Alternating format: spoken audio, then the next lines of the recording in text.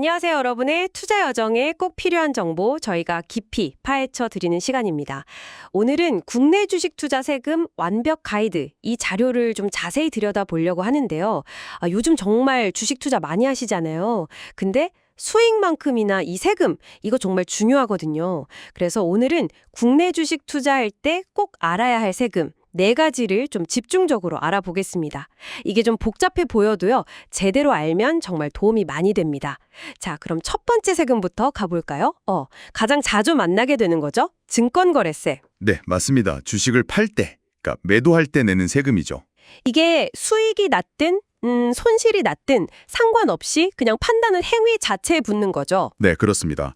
현재 코스피, 코스닥 둘 다 매도 금액의 0.23%가 부과돼요. 여기 농특세도 포함된 거고요.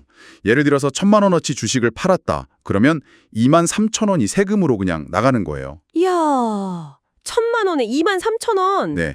이게 손해보고 팔아도 내야 하니까 특히 단기 매매 자주 하시는 분들은 이게 계속 쌓이면 무시 못할 금액이 되거든요. 와, 진짜 그러네요. 매달 1,000만 원씩 사고 팔고 한다 치면 1년이면 거의 27만 원 넘게 그냥 거래세로만 나가는 거잖아요. 수익이랑 상관없이. 정확합니다. 그래서 장기 투자가 상대적으로 유리하다. 뭐 이런 이야기가 나오는 이유 중 하나죠. 투자 전략 세우실 때 이 비용 꼭 생각하셔야 합니다. 정말 중요한 포인트네요. 자, 그럼 다음은 배당금 받을 때 내는 세금, 배당소득세로 넘어가 볼까요? 이것도 꽤 있죠. 네, 배당소득세.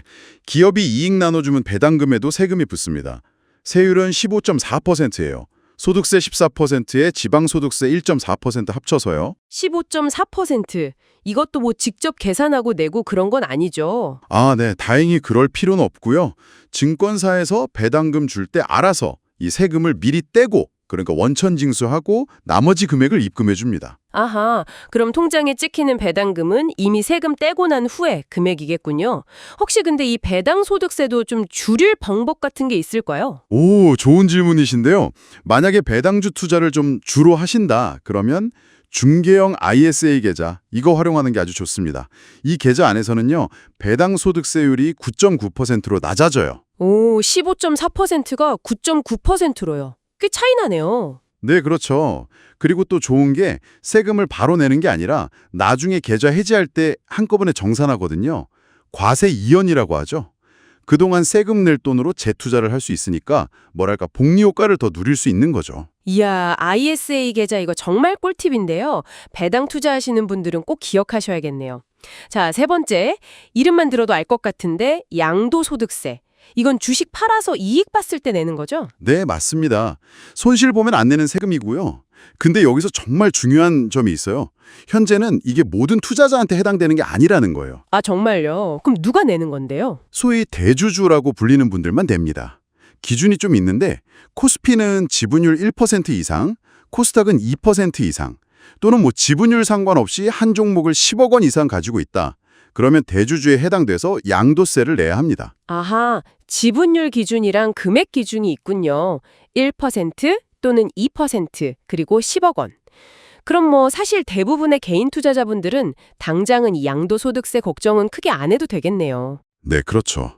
일반적인 소액 투자자분들은 해당 안 되는 경우가 훨씬 많습니다. 그래도 혹시 모르니 연말쯤에는 내 보유 종목이 대주주 요건에 해당되는지 한번 체크해 볼 필요는 있겠어요. 네, 맞아요. 연말 기준으로 판단하니까 그때 맞춰서 미리 좀 지분이나 금액을 조절하시는 분들도 계시죠. 그렇군요. 자, 그런데 이게 또 바뀔 수도 있다면서요. 금융투자소득세, 금투세라고 하죠. 이거 도입 얘기가 계속 있잖아요. 네. 금투세. 지금 도입이 계속 미뤄지고 조정 논의가 있긴 한데요. 만약에 이게 시행되면 정말 큰 변화가 오는 겁니다. 이게 도입되면요. 기존의 대주주 기준 이런 거 상관없이 모든 투자자가 대상이 돼요. 모든 투자자요? 네. 주식뿐만 아니라 펀드, 채권, 이런 다른 금융투자 상품에서 1년 동안 번 돈, 이걸 다 합쳐서요. 그 합계액이 5천만 원을 넘으면 그 넘는 금액에 대해서 세금을 내게 되는 거예요. 5천만 원까지는 공제해주고 그 이상 버는 것에 대해서 과세한다. 세율은 어떻게 되나요? 원래 예정됐던 걸 보면 5천만 원 넘고 3억 원까지는 22%, 3억 원 넘는 부분은 25% 세율이 적용될 예정이었어요. 22%, 25%. 꽤 높네요. 근데 손실 보면 다음 해로 넘겨서 이익이랑 상쇄할 수 있다면서요? 기간도 5년으로 늘어나고 네, 맞습니다. 손실 2월 공제라고 하죠. 그건 투자자에게 유리한 부분이에요. 올해 손해본 걸 앞으로 5년 동안 이익 나는 거랑 퉁칠 수 있게 해주는 거니까요. 그리고 금투세가 만약 도입되면 지금 내고 있는 증권거래세는 좀 낮추거나 아예 없애는 방안도 같이 이야기가 되고 있어요. 그래서 전체적인 세금 부담이 어떻게 바뀔지는 계속 지켜봐야 합니다. 그렇군요. 와, 오늘 정말 중요한 세금 4가지, 증권거래세, 배당소득세, 양도소득세, 그리고 앞으로 나올 수도 있는 금투세까지 다 짚어봤네요. 결국 핵심은 이런 세금 구조를 잘 이해하고 미리 좀 대비하는 자세가 필요하다, 이거겠죠? 바로 그겁니다. 세금은 피할 수 없지만 알면 관리할 수 있거든요. 이게 결국 수익률에 직접 영향을 주니까요. 장기 투자로 거래세 부담을 좀 줄인다거나 아까 말씀드린 ISA 계좌 활용해서 배당소득세 아끼고 또 대주주 요건에 해당되는지 미리 보고 관리하고 이런 것들이 다 절세 전략이 되는 거죠. 네. 오늘 저희가 나눈 이야기가 여러분의 투자 결정에 좀 실질적인 도움이 되었으면 좋겠습니다. 투자가 공부이듯 세금도 정말 공부가 필요한 분야인 것 같아요. 그렇죠. 마지막으로 이런 질문 한번 던져보고 싶네요. 만약에요, 정말 금투세가 도입되고 증권거래세가 인하된다면 우리 투자자들의 매매 패턴은 어떻게 바뀔까요?